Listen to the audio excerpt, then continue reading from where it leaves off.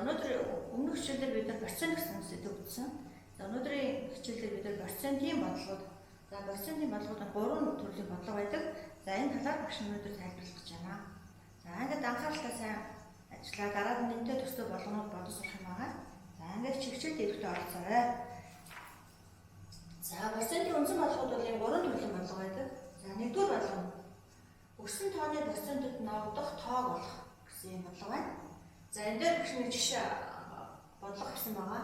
Ах хоногийн 25%-ийг сургууль дээрээ өнгөрүүлдэг бол хэдэн цагийг сургууль дээрээ өнгөрүүлдэг вэ гэсэн. За энэ бодлого. За ингэ бодолтой өдрөө. За бодолт. За тэгэхээр ах хоногийн 25% буюу процентын хувийг сургууль дээр өнгөрүүлдэг бол хэдэн цагийг сургууль дээр өнгөрүүлдэг вэ гэж. За тэгэхээр 25% гэдэг нь 25% гэдэг нь бид өмнөх хичээлээр үзсэн. 25% бид яаж бичих ёстой вэ? 100-ны 25 гэсэн. 100-ны 25 гэсэн. За 125. За 125-ыг бид нар энэ бол бас ямар нэгэн тоон зэрэг хуваалцах тоонч чинь. За тэгвэл өдрийн 125-ыг хураач бичье. За тэгэхээр 125 гэдгийг бид нар бичихын тулд за 125 тэгээ 125 зэрэг хуваая. За 25 зэрэг хуваая. За тэгвэл энэ 4-ний 1 бол 4-ний 1 бол. За тэгвэл 25% гэдэг нь 4-ний 1 гэсэн нэг утгаар байна. 4-ний 1 гэсэн нэг утгаар. Тэгэхээр хоногт маань хэдэн цаг гэдэг вэ? Нэг хоногт маань нэг хоногт 24 цаг байдаг. 24 цаг байдаг. За тэгвэл 24 цагийн 4-ний 1 болно гэсэн үг. За тэгвэл 24 цагийн 4-ний 1 олохдоо бид 24-ийг 4-т хуваагаад 1-ээр үржүүлсэн гэсэн. За ингээд 24-ийг 4-т хуваад 6, 1-ээр үржүүлээд 6 болох юм. За тэгвэл 6 цаг сургууль дээр өнгөрүүлдэг гэсэн. 6 цаг сургууль дээр өнгөрүүлдэг гэсэн. За энэ бодлого бид нар бас өөрөөр бодож байна. Өөрөөр бодож байна. За тэгэхээр өөрөөр яаж бодох вэ гэхээр за өөрөөр бодъё. За өөрөөр бодвол за бид нар тэгвэл 25% гэдэг маань 100-ны 25 байна. 100-ны 25. За 100-ны 25-ыг бид нар амралтын баталгаагаар бичиж, амралтын баталгаагаар бичиж. За тэгвэл амралтын баталгаагаар бичвэл тэг бүгд 100-ны 25 бичиж. 25 бичиж. За тэгвэл 24 цаг хоногт нэг хоногт 24 цаг байдаг. 24 цагийг тэгвэл 100-ны 25 үржүүлээ. 24 цагийг тэгвэл 100-ны 25 үржүүл. За тэгэхээр үржих бүлгээр бид нар аль ч төрөлөөр бичиж болдог учраас тэгвэл 100-ны 25-ыг үржих нь 24. За энийг үржүүлээ. За тэгэхээр тэгвэл 100-ны 25 24 үржихтэй. Тэгэхээр 4 үржин 4-ийн 5-ын 20 24-ийн 8 сасан 2-10. За 20-50-ын 10 сасан 2-20-ийн 4 сасан 1-ээр 5. За ингээд за тэгээд үржүүлж.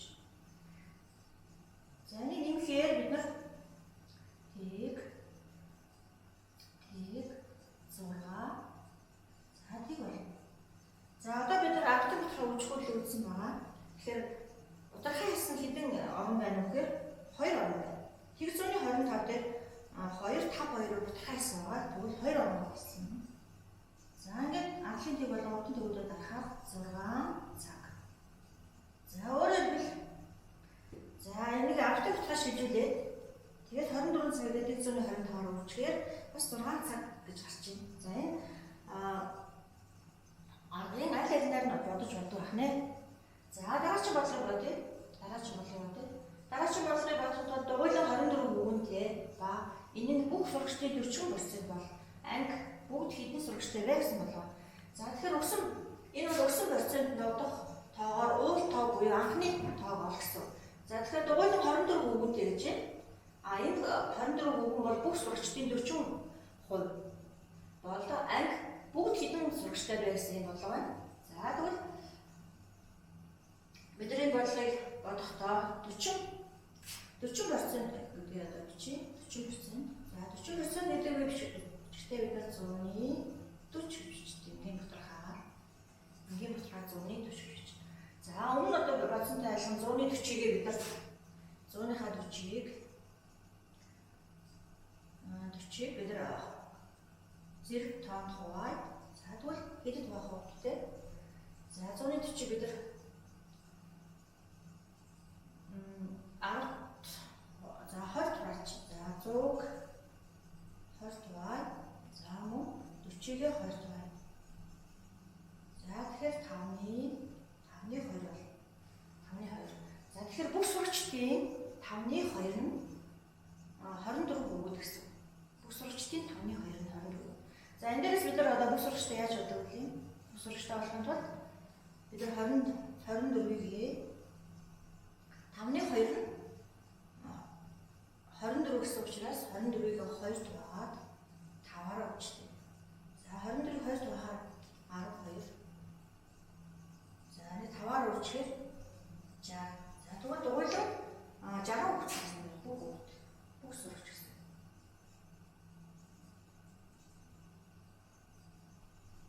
За дугуйлан тэгвэл 60 өгт байсан байна. За тэгвэл бид нар энийг бас өөр аргаар бодож болно. За өөрөөр бодъё. Өөрөөр бодъё. За энийг яаж өөрөөр бодох вэ гэхээр за өөрөөр бодохын тулд бид нар мөн л за 140 гэдэг байна. 140 гэдэг байна. 40% байгаа. Тэгвэл 140 гэдгийг бид нар бичихтэй 10-ын баталгааг бичиж тэгвэл 140 буюу за энийг бид нар яаж бичих вэ? Тгийг хайж бичдэг. Ингээд тэг 14 болно. Тэг 14 болно. Нэг 4 гэсэн юм 10-ын баталгаа. За одоо тэгвэл бид нар энэ нийт за 24 өгт байгаа. 24 өгтийгээ тэг 14-тэй хуваа.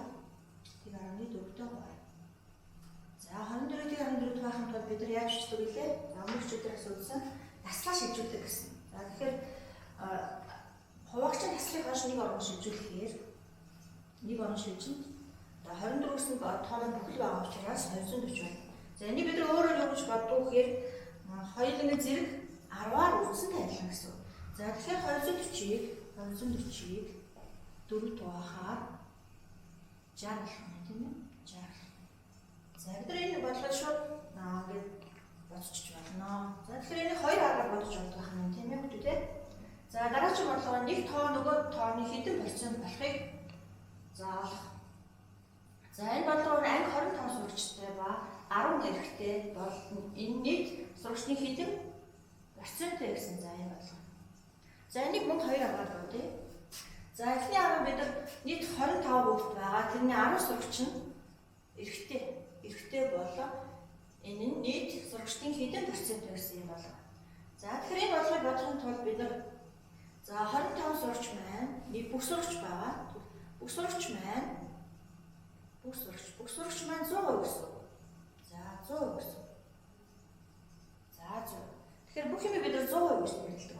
100. За одоо энэ дээрээс бид нар нэг сурагчд оногдох хувийг олъё. Нэг сурагчд оногдох хувийг олъё. За тэгэхээр бол бид нар 100-аар 25 тоо гэсэн. За тэгэхээр 4.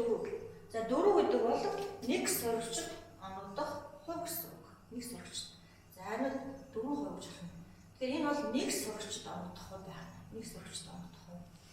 За нэг сурагчд оногдох хувьгаа бид нар 4-ийг 10-аар өччих. 10-аар өччихээр 40% болно. 40%. За тэгвэл эрэгтэй сурагч 10 байсан ба тэр нь бүх сурагчдын 40% гэсэн үг. Энэ бол эрэгтэй сурагч таа. За ингэж бодож байна. За энийг мөн өөрөөр бодож байна. Өөр аргаар бодъё. За өөрөөр бодъё.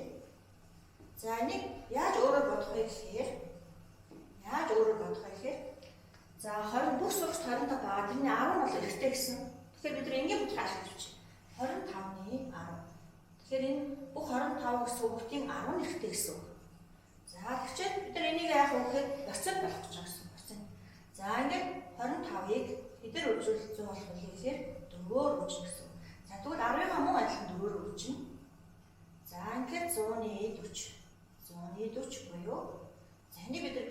40 хувь буюу процент гэж чинь. За энэ л хэрэгтэй.